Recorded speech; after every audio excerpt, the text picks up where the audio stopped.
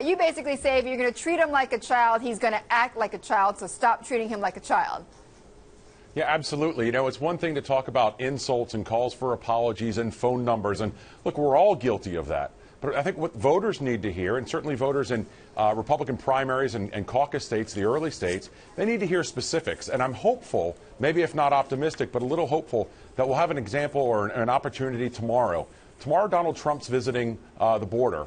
It's a good opportunity for reporters to ask him specifically, how are you going to pay for this wall that you've talked about? Is that going to be an open process, open bidding process, or a closed bidding process? What are you going to do specifically with the millions of people who are here illegally?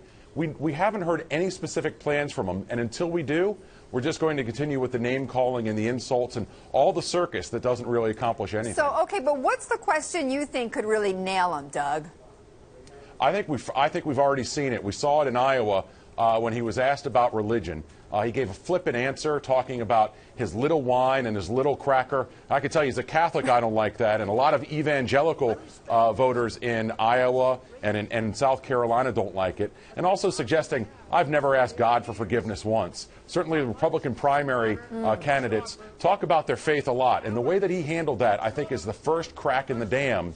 But it's up to reporters and it's up to the Republican candidates who decide to challenge him specifically on these issues to go after him and do it. Okay, but, you know, I'm really confused by the polls, though, Doug, because we just showed one that has Donald Trump leading everybody else by 24%. Quinnipiac came out with their own poll, I believe it was just today, where they say Trump is actually at the bottom of all the candidates so far, and he has a negative favorability rating of 1 to 2 in states like Colorado, Iowa, and Virginia. So what's going on here?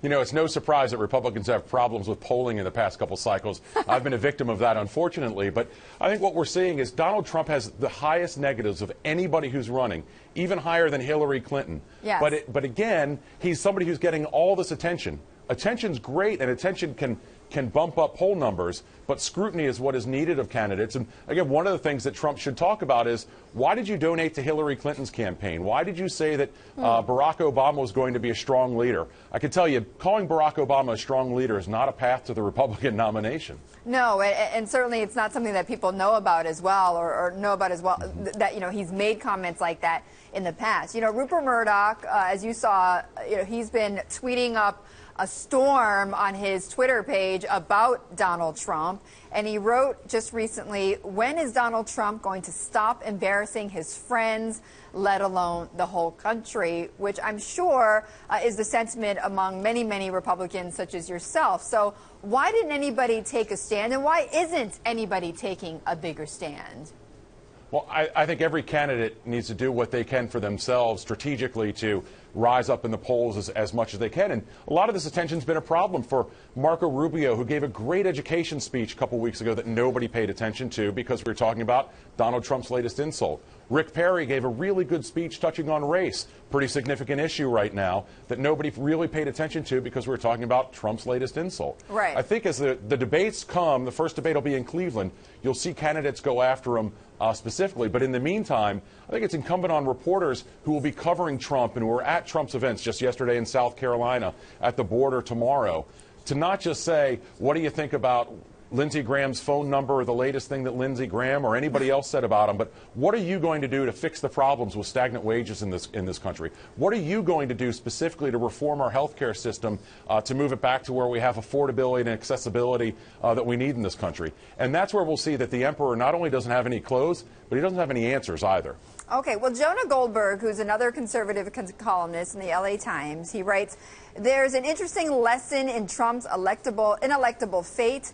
When you have a competition between two brands, the better brand tends to win. The Clinton brand is simply much more popular than the Bush brand. So what he's basically saying is that, you know, what Trump is showing is that brands matter. At least they matter initially. Eventually, voters, though, vote for the person. And when they get to the person, he wrote later in his op-ed, they're gonna not like Clinton and go for Bush. But what is a lesson here in this whole Trump thing right now?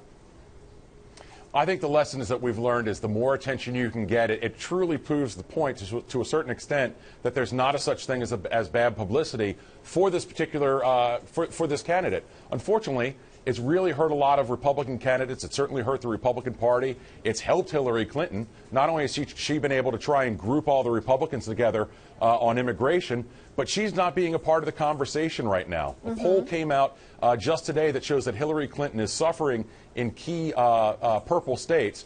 But again, we're talking about phone numbers and insults, and that doesn't help the voters make their decision in the primaries or coming up next November on Election Day. And Doug, I know you clearly you have skin in this game, and you've seen your share of election cycles. Are you disappointed with how it's turned out so far for the Republicans?